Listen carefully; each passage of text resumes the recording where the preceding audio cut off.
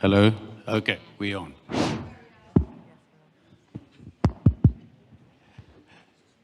Okay, good afternoon, everybody. We're now going to continue with the next session, which in this specific instance actually is not simply a seminar, but rather a public consultation, or the end of a public consultation process for the Blue Line, which is a document that is in draft form at the moment, was released by us by Cibjo about 4 months ago, and relates to descriptive terminology used to describe the movement of goods and also practices in the jewellery supply chain, or the responsible jewellery supply chain. What we're going to do over here actually is everybody on the stage here today, including myself, we're part of a committee called the Responsible Jewellery Nomenclature or Responsible Supply Chain Nomenclature Committee. And we produced this document over a period of time. And we are now ending the end of that process over here, where we are turning to the jewellery public to comment and suggest amendments and changes to the document itself. With me on the stage is the president of Cibjo, going from the far end, Gaetano Cavalieri, who is also co-chair of the committee. Feriel Zerouki, who is the Chief Trade and Industry Officer at De Beers, who also, together with Gaetano, co-chaired the committee. On the screen, I don't know if we don't see her at the moment, is, she'll be joining us, there she is, Purvi Shah, okay, who is the lead and has been coordinating the public consultation process. To my left, Raluca Anghel, who is the head of external affairs and industry relations at the Natural Diamond Council. To her left is Ken Scarratt, who is the Cibjo vice president, also president of Cibjo Sector A, which deals with gem materials. And at the far end, Suzanne Brook, who is the general manager of standards at the Responsible Jewellery Council. What we plan to do is we will provide you with a little bit of background of the process that we followed. We'll then go through some of the terminology and the discussion of the terminology that took place within the committee, then provide you some of the feedback that we've already seen, and then we'll open it to you and you may comment as well. Gaetano, starting with you. Cibjo has long been concerned with the development of harmonized standards and nomenclature for the jewellery industry. Could you let us know, how did this Blue List initiative come into being? And what differentiates this list from the other blue books that Cibjo is so well known for? Well, let me first thank the audience present and those who are online. And of course, I would like to thank the Italian exhibition group for allowing us to have these different sessions yesterday, today, and tomorrow. Let me also acknowledge the presence of the president of RJC, Dave Maleski, the executive director of the Watch and Jewelry Initiative, our fellow Cibjo president and members, and all of you. Thank you very much. Going to your question, I would like to go back to the time when myself and this wonderful, nice young lady had a conversation on the phone, which exactly happened by the end of 2018, where we were talking about the importance of the language used in particular in our industry. Even though English is not my mother language, but still we were arguing the fact that very often the use of certain terminology, choosing one word instead of another, was bringing to a different conclusion. Considering that we all operate worldwide, sometimes the meaning of the wording is different. It depends in which context and which continent you are talking.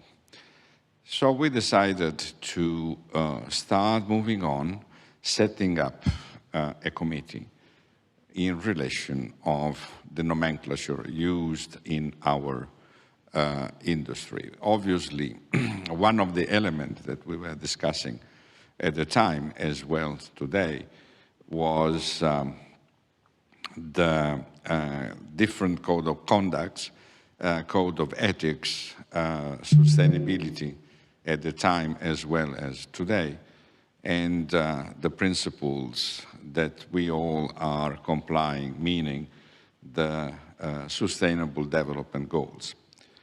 Now, said that, we start moving on. We made a list of words, and then we enlarge the group of people, setting up, let's say, a selection of experts that, in our opinion, may bring inputs into this committee. And we decided with Feriel that this was, at the beginning, a very deep work under a certain point of view, and talking with Purvi that we have online today, I may remember that one in our conversation, I said, I have 10 dictionaries on my table, apart the internet itself, and trying to understand the wording. So at the end of the day, and I want again express my deep thanks to all of you for what you are personally and for what you represent, each one of you, for the contribution. And again, at the end of the day is the confidence that we can get from the consumer into our industry in order to deliver what we have to deliver properly. We want to support, without any condition, the industry as it is, and improve the quality of this industry every day as much as we can. Personally, I am very imperfect, and I do not pretend to be, but certainly the lessons that I have learned during these years and the year to go has been massive. So thank you very much for that, and I give the floor back to you, Stephen. Thank you.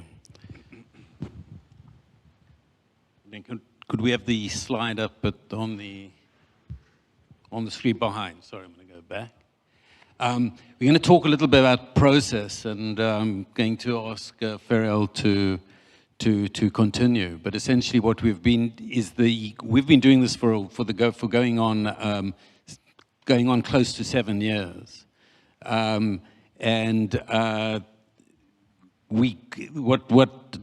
I talk about process, we're talking about the process by which the list of terms that comprise the blue list, how they were selected, how were they analyzed and discussed, what was done within the process or within the committee to make sure that everything was inclusive, why did it take us so long, and what will ensure that the list that we have remains relevant. All of that I'm going to ask Feriel to address. Thanks, Stephen. And I think that Gaetano gave you the backstory where we were discussing, this is a problem. Within the industry, we're using the same words to describe different things. And Gaetano said English is not his first language. Can I ask all of you to raise your hand if English is your first language? Okay. So, and in the audience? Right, so for the majority, you can see that actually words matter as we try and understand each other. And if within the trade we're speaking in a way that's not clear, how do we expect to be speaking with clarity to the consumer, given that consumer confidence is the major source of value for the trade? And so when I called Gaetano about this, I went to Gaetano because he's a visionary. And he runs an organization, unlike all other organizations, holds all jewelry materials under its umbrella. So wouldn't it be great for us to work with Cibjo on this? And I thank you for your support. Now, it's been 7 years. Yes, there's been some pauses because, things happened in the last 7 years. But essentially what we did was we took it out of the internal conversation, and we did a lot of research to see how retailers were speaking online to the consumer.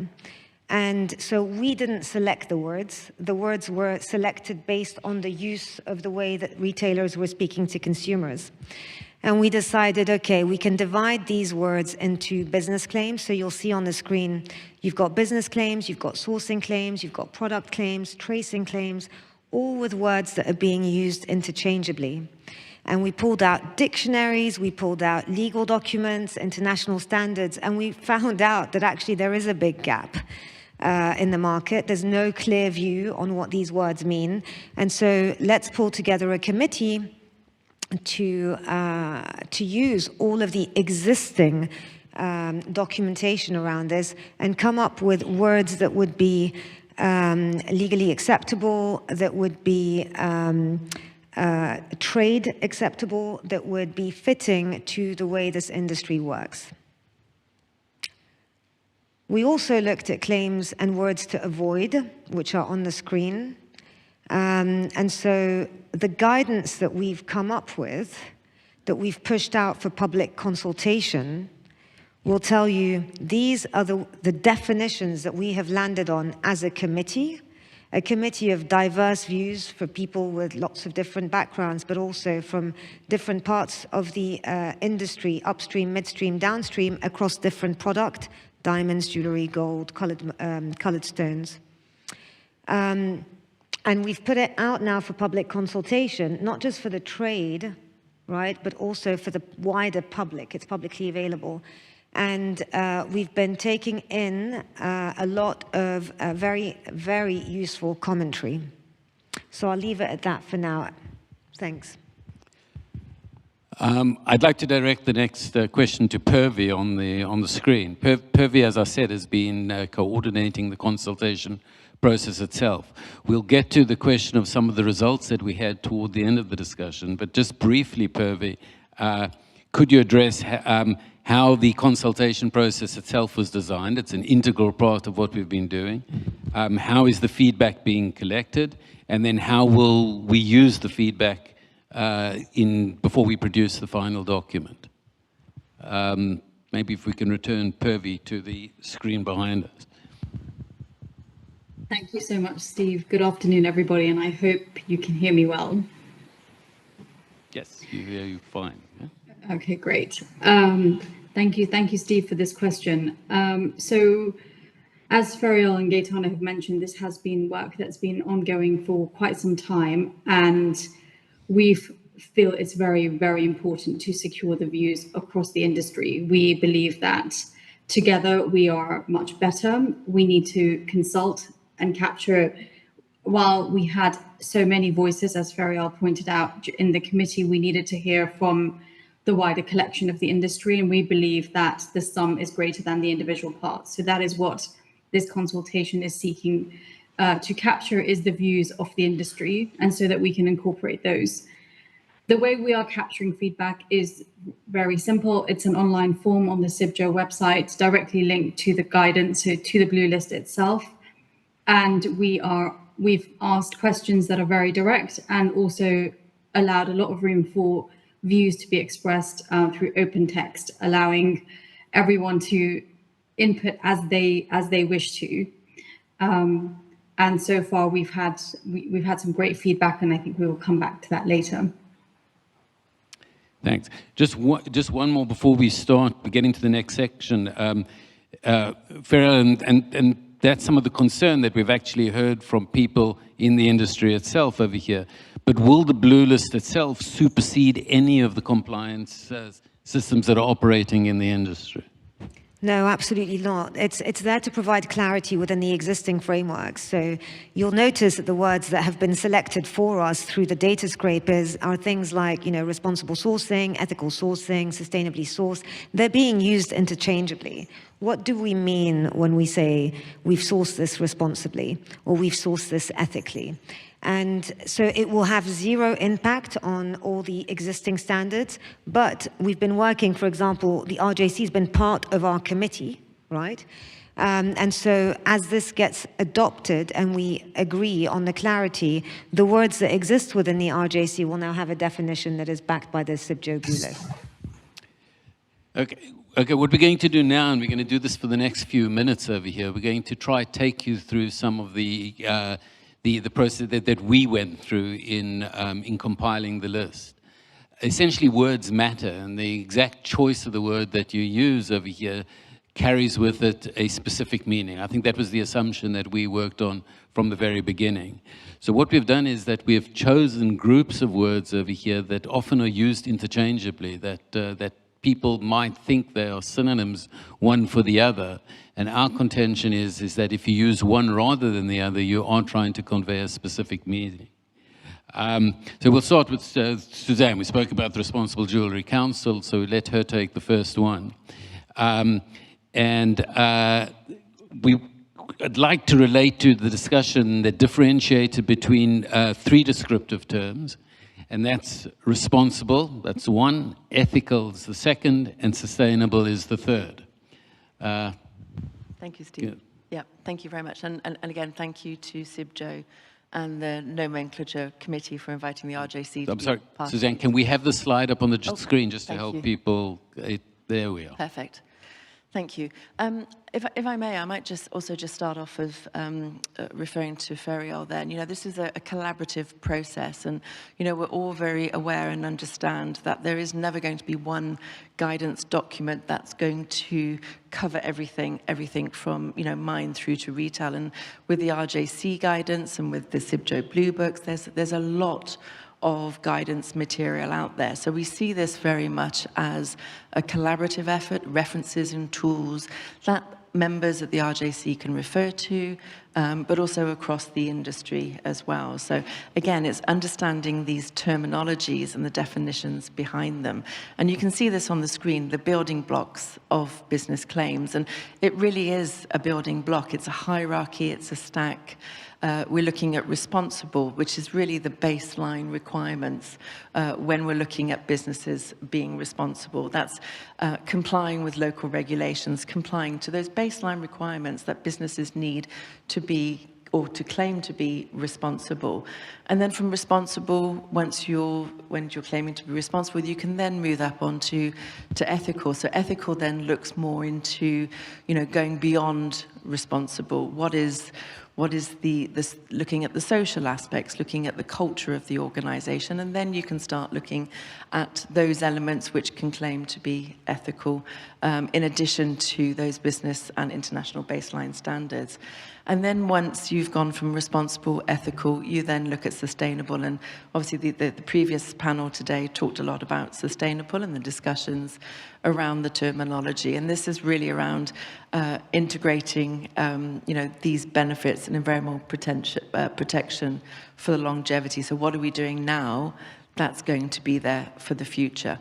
I think when it comes to using the terminology, I think it's also important to understand we're not saying this is a standard, standard that are certified against, but these words really are going to be used in unison with the other tools and references out there as well. So just to understand, so essentially because we're talking about building blocks over here, that if you were going to claim to be acting ethically, the assumption is you're already behaving responsibly. Exactly, and that's why the stack, as you see it on here, it's that hierarchy, it's that process. Mm-hmm. First you're responsible, then you become ethical, and then you can claim to be sustainable. Thank you. Feriel, we'll come back to you again with three terms again, which are, again, often people use them without understanding that there are actual differences between the three of them. That's, I mean, I'll flip the slide in the meantime. And that is origin, source, and provenance. Would you like to explain how we went through this process?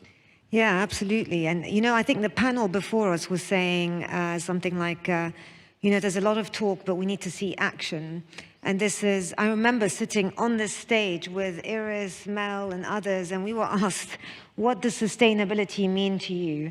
And all three of us had different answers to that. So this is great for us to be aligning as an industry behind what the definition of sustainability actually is, and to give that North Star to people. And it's the same here with origin, source, and provenance. So I will sit in so many panels and I'll watch people talking, and for me, I'm a person that really tries to understand what the other person is saying. And when I hear, you know, origin, source, and provenance being said to mean the same thing, I wonder why they're using such words. So the way that we looked at these three words is, origin is very clear. There you can actually find very good, very strong guidance in the dictionary, whether it's, you know, an American dictionary or a British one. It just means a region. So we're focused here on the where. It could be a country, it could be a region. It's essentially described as the location. For source, it was a bit harder because we actually here looked at the verb, right, the sourcing, and tried to translate it into the noun. And so we decided actually what works really well here is describing source as the how, because currently there is no term that will tell you if this is an artisanal diamond, if this is a industrial diamond, or if this is, you know, produced in a factory. So we said this would be great to define source here as the how. And then the who, plus the where and the how, will give you that beautiful provenance story. So to be able to claim provenance, you need the full story. Where the product came from, whether it's an origin or region, how it was sourced, was it artisanally mined, is it large-scale mined, was it created in a factory, who's behind it, what is the actor, is the actor ethical, what do they stand for, what standards do they stand for, or are they an actor that isn't? When you talk about provenance, you need these three elements. And so that's how we aligned as a committee, and that's what we've put out there for public consultation. In a related matter, let me just flip over there. To get that information, essentially, we need to be able to trace the materials. And again, over here, we deal with forms of tracing over here, which again, many people use interchangeably without fully understanding what they always are referring to. So again, how did we differentiate between the chain of accountability, the chain of custody, and then the more overarching term of traceability? Here again, so traceability is a cool term now with consumers, but as I was listening to different people describing their traceability mechanisms, I couldn't really follow. So what we tried to do here with traceability is we've got technical terms. So most of you would have heard of chain of custody because there's a very clear standard there that focuses on the custody of the product as it's moving along. What's missing is the chain of accountability. So some people will trace through who is in their supply chain, and that's who is accountable from the product as it moves from one hand to the other. That we've described into, or illustrated it into these two clear Venn diagrams. So one is product focused, one is the who in your accountability across the supply chain. And only that blue area of that Venn diagram, if you know who and you know where the product comes from, can you actually claim traceability? All right. As Feriel mentioned earlier, the blue list over here doesn't only deal with terminology that should be used, but also indicates terminology that should not be used. In some cases, we will indicate when we describe descriptive terms in what instances they should be used and not be used, but there are also words that simply should be avoided. And here I'm going to turn to Raluca. The words specifically that we mentioned and that was listed on the screen right at the beginning are terms that we see in marketing campaigns throughout the industry, and these includes words like eco-friendly or environmentally friendly, biodegradable, green, greener, energy efficient, and energy smart. So, Raluca, can you first of all explain why they are problematic, but then also relate more generally about the need to substantiate any type of information, particularly when we are relating to or we're making environmental claims? Absolutely, and I first wanted to highlight the fact that such an initiative, you don't see it in a lot of other industries. So I would like to pause a little bit to highlight just how important this is that the jewelry industry is leading this.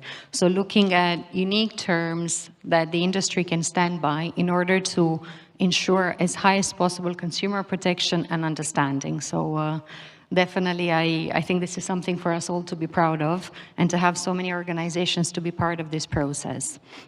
Now, the reason for which we've also included terms that we don't advise using is that, of course, one, we need to abide globally by what is it that our consumers understand. We've heard here the expression words matter. So what you end up doing if you keep generic claims like this that are unsubstantiated is, one, you reach two things with your consumers. One is consumer fatigue and complete misunderstanding of any initiative that any such organization would be taking. We've already seen a lot of our consumers not paying attention, not reacting to a lot of huge green claims.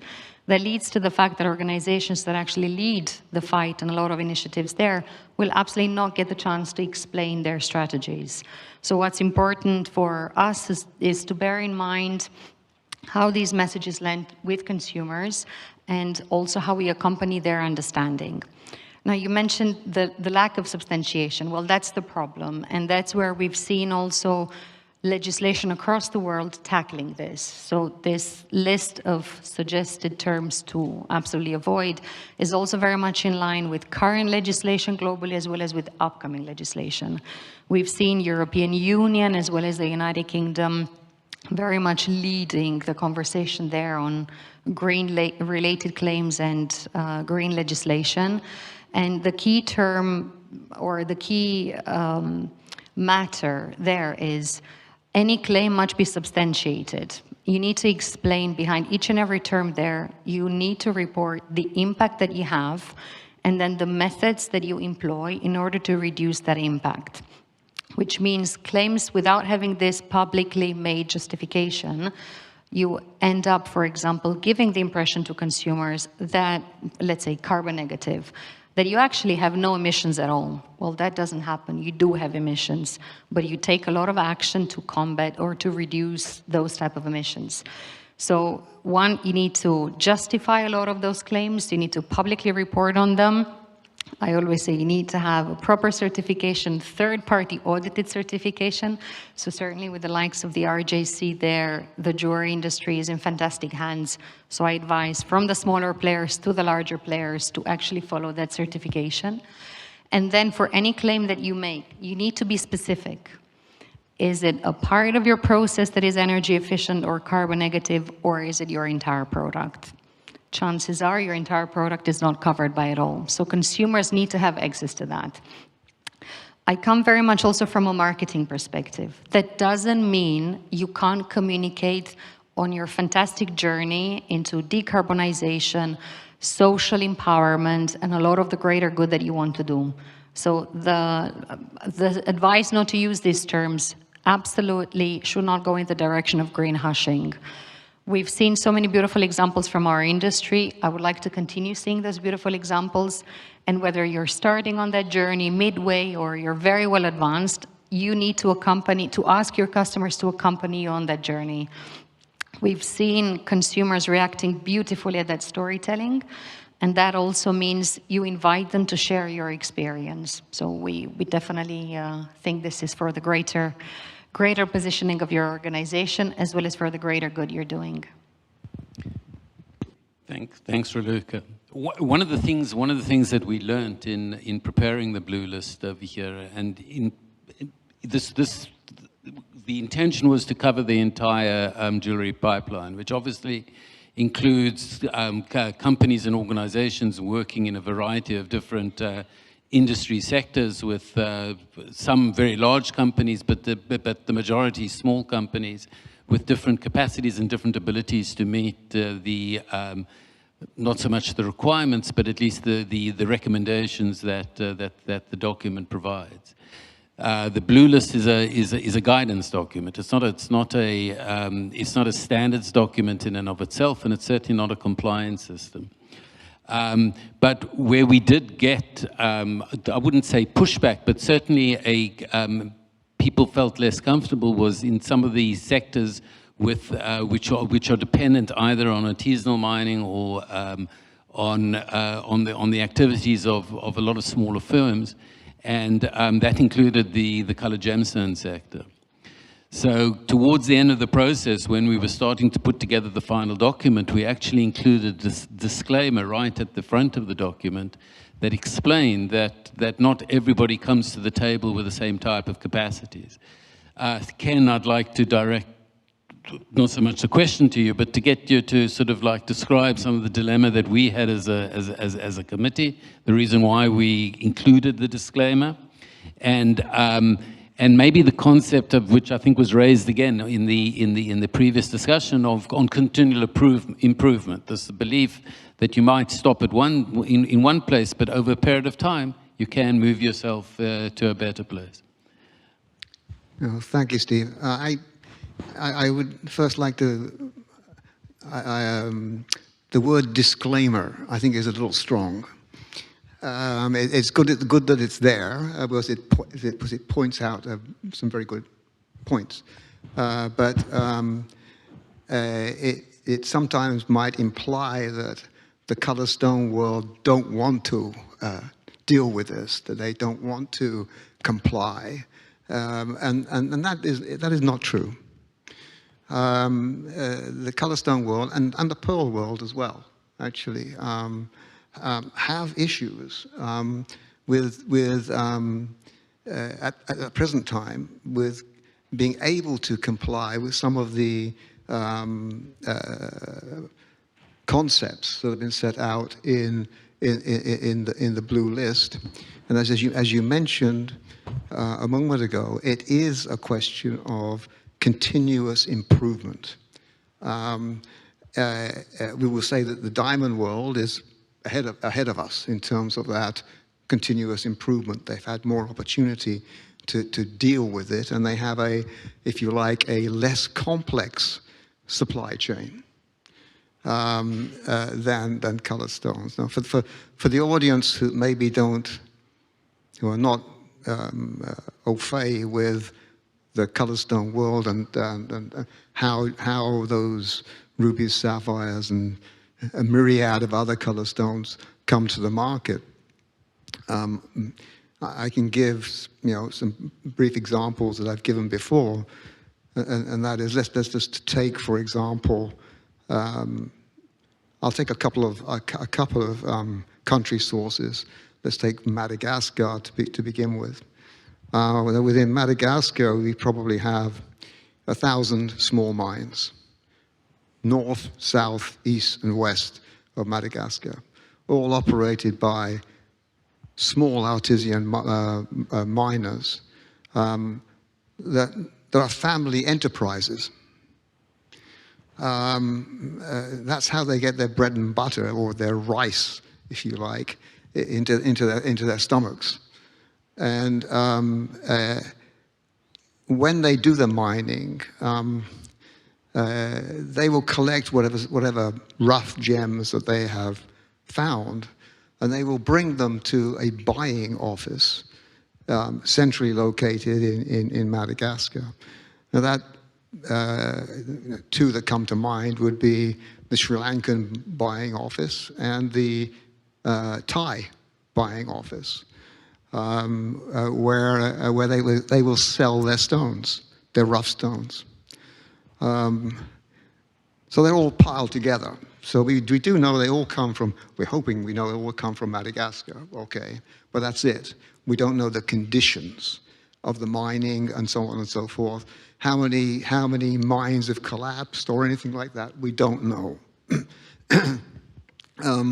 We can take the same example into East Africa, we can take the same example into Brazil and a host of other places. But at the end of the day, the market is such that all of that material goes into two places in the world. The lesser amount into the Sri Lankan market, where it's all regarded as Sri Lankan material, by the way, even though it comes from a bunch of other different places. And then the rest, which is the vast majority, goes into a small town called Chanthaburi in Thailand. And there it's all mixed up again from all the different buying offices in Chanthaburi and sold out to several thousand dealers' offices. And there is literally no chain of anything, with those stones. Now we complicate things further, quite simply like this. Even if we know initially where some of this material might come from, one of the things that Chanthaburi is famous for is treating gemstones. So they will heat treat, they will diffuse, do all sorts of different things. And the appearance of the stones will be quite different. And then they will cut and polish them in Chanthaburi. Or maybe a Bangkok dealer will take the stones, take them out to Bangkok, and cut and polish them in Bangkok. But there's no chain here. Because we're talking about a lot of very small companies. Now, one thing that Bangkok is internationally famous for is its colored gemstones. And so everyone from around the world comes to Bangkok or Chanthaburi to buy for the rest of the world. And when they buy for the rest of the world, they often ask, where does this come from? And unless they have a gemological report, which they mostly do not have for 99% of the stones being bought, you still don't know where they come from. Those stones now will go into the UK market with the UK dealers. They go into the American market with the American dealers. And it is challenging, to say the least, for the overall colored stone industry to be transparent about where, the how, and the who. And it sounds, with all I'm saying here, I'm being negative. But I'm not. All I'm doing is giving the facts. So these are the facts. Now we need to jump on that bandwagon of continuous improvement and find out ways of improving that, so that we do have at least some chain some chains that will trace things back and allow us to in the color stone industry to comply with the blue list, because that's what they want to do. But they need help and encouragement to do that. And again, I would question the use of a disclaimer there. It's information. It's rather than a disclaimer. We're not disclaiming anything. I don't know whether that covers what you wanted to hear, but. Well, you're telling us the way it is, so we're not going to argue. I think we've given sort of background over there. Before we intend to open this up to you guys over here, and we seem to be running essentially on time, but we're going to just deal with two more elements. The consultation process started literally 4 months ago in Paris, and we've been collecting information since then. continues as we speak, and this is actually the last public event that we were planning as part of the process. I'd like to turn to Purvi over here, who's been collecting the data and can provide us some idea with the initial results. I'd also urge that the Blue List is available online, and you can download it. It's about 30 odd pages of reading material over here, and you can all look at it for yourself. But Purvi, can you give us some idea of what we've learned over the past few months? Sure. Thank you, Steve. So we've had really great degree of feedback. So we've had a number of quite a large number of respondents giving us really excellent feedback. They've come from across Europe, the US, Australia, and Asia, and from small and large companies, trade associations, and subject matter experts. So it's been really invaluable input across the jewelry industry. We've also had feedback from across the jewelry industry, representative of the coverage that Cibjo has across so many different materials that are used in jewelry, as well as the retailers at the end of the value chain. We are still going through the large number of responses and trying to pull out and aggregate information and collate it all. Overall, we have had very strong feedback from respondents that they are generally in agreement with the definitions that have been proposed. But that is also to say that we've also had a far smaller number of people who have commented that they have disagreed. All of this is really important for us.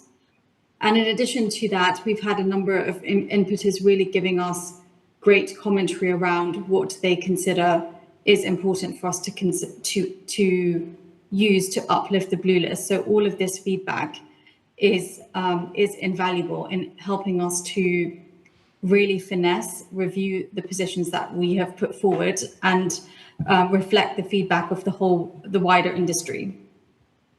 Just to share some of the interesting examples of feedback we've received. So, and I think Ken has touched on this as well, around origin.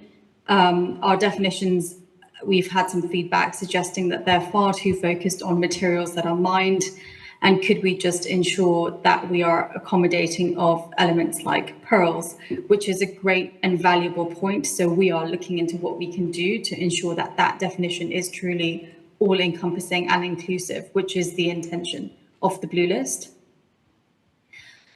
We have interestingly also had a lot of feedback asking us to create a checklist.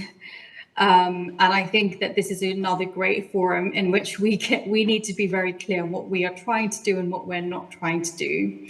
This is not a mandatory guide, it's a reference guide. Fundamentally, context and jurisdictions and legislation will always apply first. But this is just, as Feriel said at the start, allowing everybody to speak to the consumer in a unified voice so that we don't create confusion and we don't erode that extremely critical issue of consumer confidence. So our intention here is not to create a checklist that would be far too prescriptive for the breadth and scale of what we are trying to achieve. And a lot of the feedback asked us for that, which is an interesting learning as well, because clearly there is demand for something along those lines. On words like sustainable and sustainability, and I think other panelists have touched on this as well, the feedback has been across an entire spectrum. We've had some respondents saying you should never use this word, it's too generic and our definition is too soft. And then on the other side, we've had respondents telling us that our definition is too difficult for anybody to achieve. So we are in the space of having to really deeply unpack this and getting it to what we think is right for the current moment and ensuring that we are representative of the majority view. And then maybe just a final one as well. I think Raluca touched on this. You know, the words, we asked respondents to tell us if we should add any words or if there are other words that we should include in the list of avoid using. And one of the words a few respondents have said is define carbon neutral.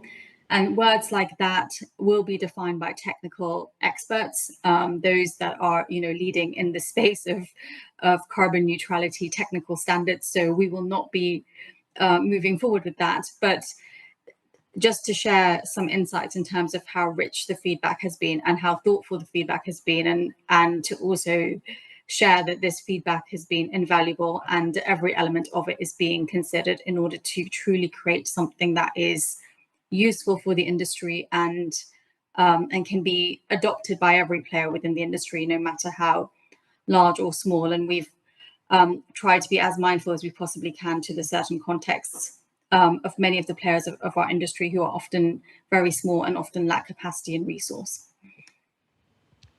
Thanks, Purvi. Sorry, did I cut you off? No, that's all good. Thank you. Sorry. Before we open it to the floor, and we'll have somewhere most probably between 11 or 12 minutes maybe to take questions, I just want to talk about where we're going to go from here. The document that, like I said, we began this consultation process 4 months ago. The document itself that appears online was a document that was sort of closed 4 months ago and hasn't been changed.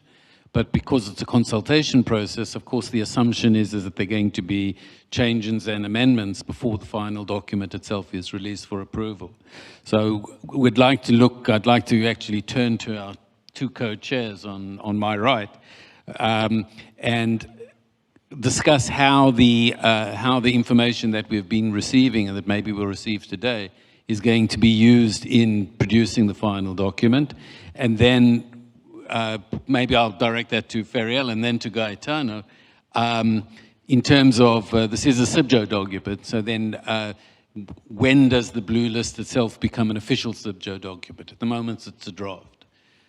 So first, Feriel, if you want to relate to how will we take what we have learned and adapt the current draft of the document? It's a tough one. There's a plan. The plan is, as all consultation processes occur, you take the feedback on, you bring it back to the committee, we go through all the useful, and I call it useful because there's a lot of feedback that we actually can't use for the consultation process, as Purvi described, to try and reflect the view of the majority. It would go through a legal review, and the hope is that we would have had a final live document, right? It's nothing just is finalized and it is what it is. Like every time documents are evolved to adapt to new legislation, to new emerging risks, etc. But a final version of the blue list for that moment in time for the trade to sort of rally behind. But if the feedback is one that requires us to go back for public consultation, then that's the option that we'll take. Essentially, the objective remains the same. We want alignment. We want adoption. We want to be able to speak to the same, speak the same language to the consumer to address this consumer confidence risk, which is a real risk. It is a real risk for the jewelry industry. So that's the objective, and no matter what it needs for us to get there, to get adoption, that's the route we'll take. So it could be one and done launch, or it could be one review and then done launch. And Gaetano, then once we have that final document, when does it become official? Let's start, and I continue what Purvi said in terms of the comments related to the public consultation we have received. And we have received, honestly, a very massive quantity of comments. The original plan was, and honestly still is, that we are going to close the consultation and present during the Congress in Paris by the end of October, and then present everything to the board, which in principle is okay. But we have thought, due to the fact that there are so many proposals so many opinions, so many inputs, I would say, that most probably we, from our side, need more time to revise all this thing. But by the way, it will be quite soon. We want to present something to the board in any case during the Congress, and then the board will decide what to do. But let me go back to two elements. Number one, the blue list. Why has been defined the blue list? Because in Cibjo we have the blue books. And the blue books are called like this simply because at the time, at the very beginning, 1926, in Paris, they start preparing all the standards at the time. And the book where they were taking note was blue. So the cover was blue. So that's why simply blue books. Where we are going, at the end, the blue list will become another blue book. But it's important to underline that every book and every work that is presented, which is available free of charge in the website, is a living document. And also the blue list, even though when become the blue book, it will be a living document and it will be, let's say, very active, I believe, because the interest is very high. Again, as Stephen said previously, is not a rule, is not a legislation, is not a standard, is something that has the philosophy to help to better serve our consumers. Because at the end of the day, if we all describe our jewelry, stones, diamond, color stones, pearl, whatever, nearly in the same way, I don't want to say exactly the same way, but nearly in the same way, we all get and improve our reputation as a reliable industry. And let me conclude saying that all the organizations today present in this room, RJC, World Diamond Council, Natural Diamond Council, Watch and Jewelry Initiative, and so on, all together, collectively, can continue in giving a wonderful service to the industry and moreover to the consumer as well. Could we turn the lights on so that we can see the people in the audience? Right down at the top? Maybe. And also, could we get the screen back over here, just the text on the screen?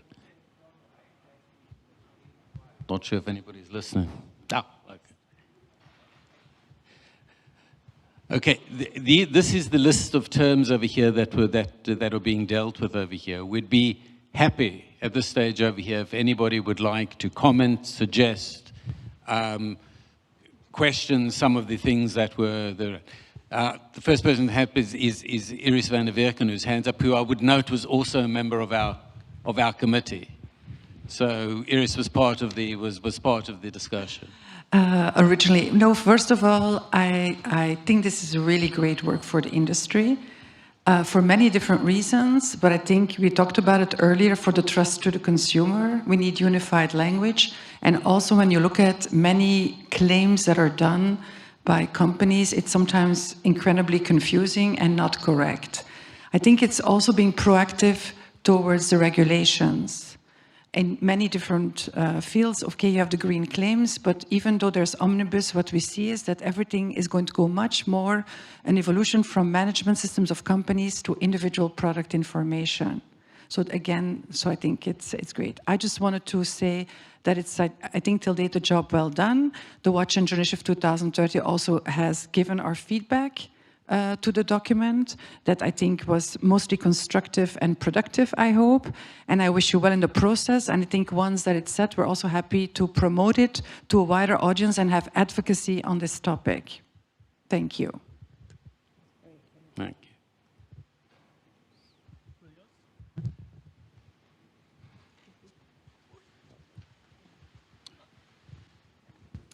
Thanks. Actually, this is, as most of you know, terminology is very dear to me. And Cibjo recently has embraced another branch of our industry, which is valuers. And Ken Scarratt, he's chairing a working group that is starting just right now, involving valuers and also asking them about their own terminology. So when I see source there are so many words that might have a different meaning or nuances when we are talking about the so-called second-hand market for valuers or appraisers, if you want to use both terms. So I'm really happy that all of those terms are around the clock to put people that our stakeholders communicating clearly are put in place by Cibjo, like a thesaurus or a kind of dictionary of the significance of terms. In the blue books, we have definitions of gemological terms and the gem materials and metals. And finally, now we have other terms that are widely used in marketing and people don't understand. And finally, there will be a path towards clarity on the communication. So I'm really happy that this is happening. Thank you very much. Thanks, Rui. Yeah, thanks on that. I learned so much. I didn't know that, you know, before walking into this committee, I didn't know there was a difference between, I know this is going to sound crazy, but antique and vintage. I had no idea. So that technical knowledge was amazing. It was such an amazing learning curve for all of us.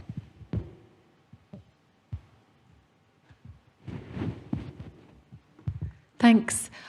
This is my second time listening to the presentation because I was at Initiatives in Arts and Culture and I shared some thoughts there. I'm not going to repeat those because some other things have occurred to me, and thank you for giving me the chance to dive more deeply. I notice you don't have recycled metals under source, so I'm curious to know why. I'm also curious to know why, as part of your process for consultation, you intend to be led by the majority and not take into account other expert views. That so what then this is eventually representing is what has already become conventional. But as somebody that works across sectors, I see conflict between some of the definitions you have and how it works in other mineral categories, but also how it works in sustainability more generally, like in investment taxonomies, for example. Now, does that matter or not? Possibly, possibly not. So I'm just curious to know, because your community that's given you feedback will be pretty much all jewellery. Is that an issue? And then is therefore going with the majority just normalising what's already conventional, but what may not actually be right and could create broader confusion with your stakeholders, whether that's in investment or suppliers, etc. That's my question. Thanks, Estelle. I really encourage you specifically to submit your commentary in writing for the committee, because, and I think, is it today, because my concern is, you know, you've got so much insight, but you haven't submitted yet. So I really look forward to that submission. The second point is, we trust the process, and the process is alignment, but it's also legal review. Now, alignment is the majority, as we always, and you bring people along, but the legal review captures all of that other stuff that you were speaking about. So there is oomph, legality, and real investment behind this. So I wouldn't worry about that, but please do submit your feedback. Right. Can I also just make one point about the recycled metal? The process that we're talking about, like I said, started about 2018, and then there was a hiatus over the COVID period, but sort of carried on through to this year. During that period, there was the whole discussion that was taking place about recycled metals, of which Cibjo was part of, and which John Mulligan, who's sitting over there, spoke about sort of at more length yesterday. We deliberately at that stage over here, because when we had that discussion and that came out at the same time, we didn't want there to be any type of contradiction over here. So there was a deliberate decision at that stage to talk about recycled gemstones, and again, it was looked at largely from a consumer perspective, rather from the perspective of the industry. But that was because of the other process that was taking on at the same time. Gaetano, you wanted to add something? No, I want to say simply something that I said, but underline the fact that every document in Cibjo is a living document, meaning that is constantly going forward.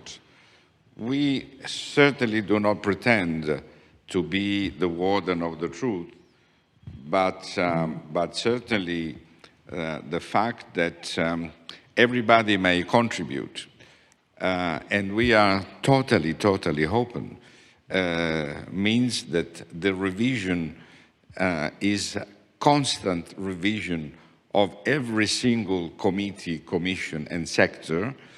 And believe me, I can see, because normally we are receiving all the emails, I have to say that all the members of committee, commission, and sectors are working every day.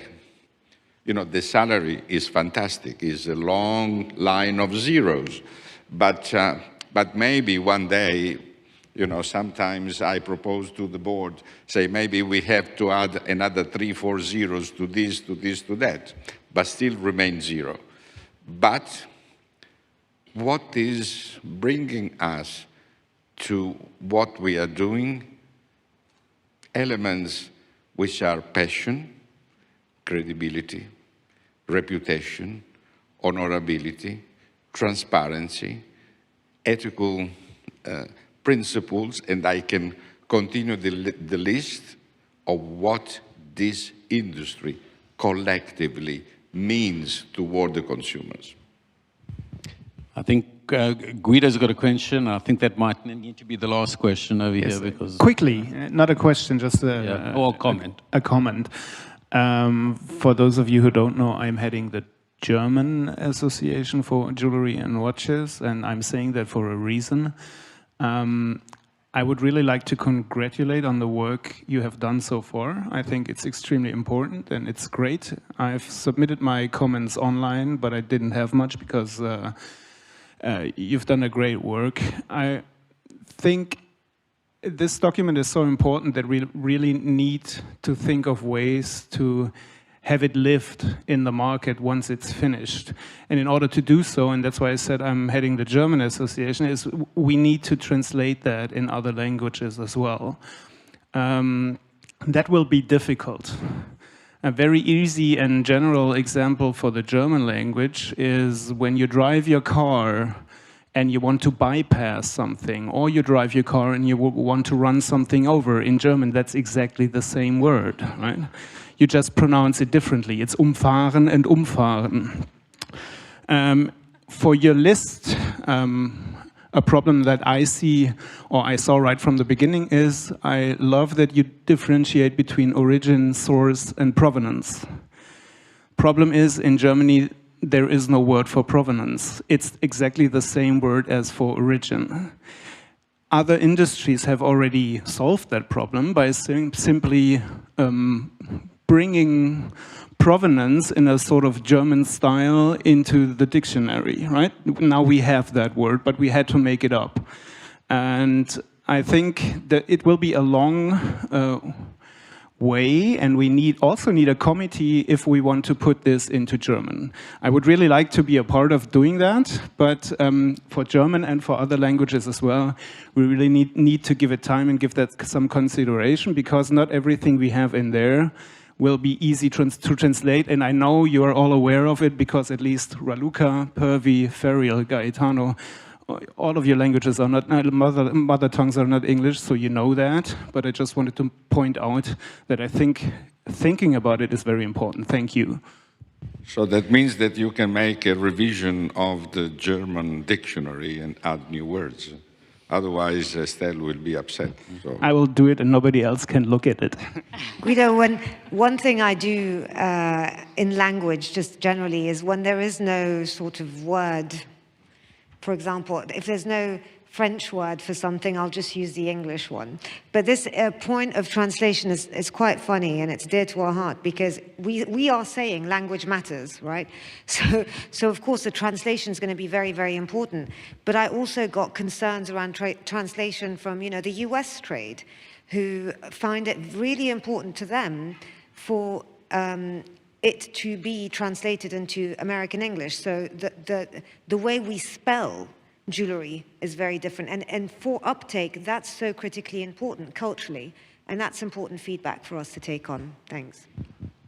Can I just jump on another part of what Guido was saying, and that's the alignment of the implementation of these principles, because that will be absolutely fundamental. And that's why it's important to have just so many organizations part of this and the entire industry, because we'll need to apply it and we will be each other's stakeholders. So how you hold yourself accountable, I would say this is absolutely the race to the top, and I think that's exactly the way in which our industry should be going. So it's an absolutely fair point. Well, thank you all for coming, and I was going to say, none of us are going anywhere. If any of you have other comments or got questions, and we really encourage you still to go to the website, to download, read the whole document, and we'd like to hear from you. Thank you very much.